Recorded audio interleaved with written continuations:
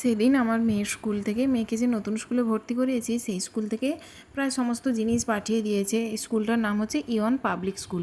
আর দেখতেই পাচ্ছ ওদের স্কুল থেকে ব্যাগ দিয়েছে আর একটা বড় ব্যাগের মধ্যে সমস্ত কিছু জিনিস দিয়েছে।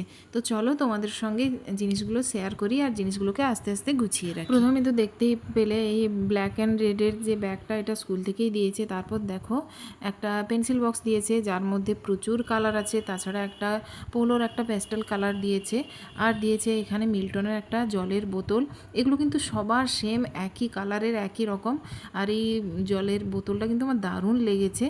আর তারপরে যেটা দিয়েছে একটা টিফিন বক্স দিয়েছে, এটাও সেম সবার একই রকম দিচ্ছে। কেন বলো তো, সবার যদি একটু আলাদা হয় তাহলে হয়তো ওই অন্যের জিনিসটা নিয়ে হয়তো বাচ্চারা মারামারি বা একটু দুষ্টুমি করতে পারে, সেই কারণে সবার একই জিনিস। এরপরে এই ব্যাগটা থেকে একটা বড় পাউচ ব্যাগ বেরোলো। প্রথমে বুঝতে পারছিলাম না এর মধ্যে কী আছে, তো এটা ঢেলে দিতেই তো আমি পুরো অবাক হয়ে গেলাম। মানে যেটা আমি আগের স্কুলে এই সব জিনিস পাইনি কখনো।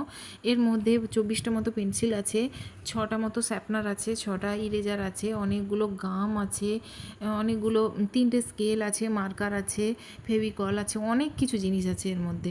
মানে পুরো সারা বছরের জিনিস তোমাকে দিয়ে দিয়েছে, তোমাকে আর কিনতেই হবে। এছাড়া ওই স্কুল থেকে প্রচুর আর্ট অ্যান্ড কার্ভ শেখায়। ওই কার্ভ শেখানোর জন্যই এই সব জিনিসগুলো দেওয়া। এই যে প্লাস্টিকের কাঁচি টাঁচি এগুলোই কাজে লাগবে। আর এখান থেকে ডায়েরি দিয়েছে, জানি না মেনটেন হবে এখানে। আগের স্কুলে তো আমার মেয়ে 2 বছর পড়েছে, কোনোদিনও ডায়েরি দেখেও নি আর মেনটেনও করেনি। আর তারপরেই দেখো কতগুলো কপি আছে এখানে।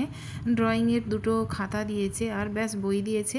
আর বইগুলোকে কভার করার জন্য কয়েকটা কভার পেপার দিয়েছে, এগুলোতে মার্কার দিয়ে লিখে নিতে হবে। এই কাস্টমাইজ করা কভার পেপারগুলো বিভিন্ন কালারের হলে খুবই ভালো হতো, কিন্তু যাই হোক ঠিকই আছে। এই কভার পেপারগুলোও দিয়েছে। আর পিহু দেখো এই জিনিসগুলো পেয়ে তো খুবই খুশি, তাই নিয়ে বসে।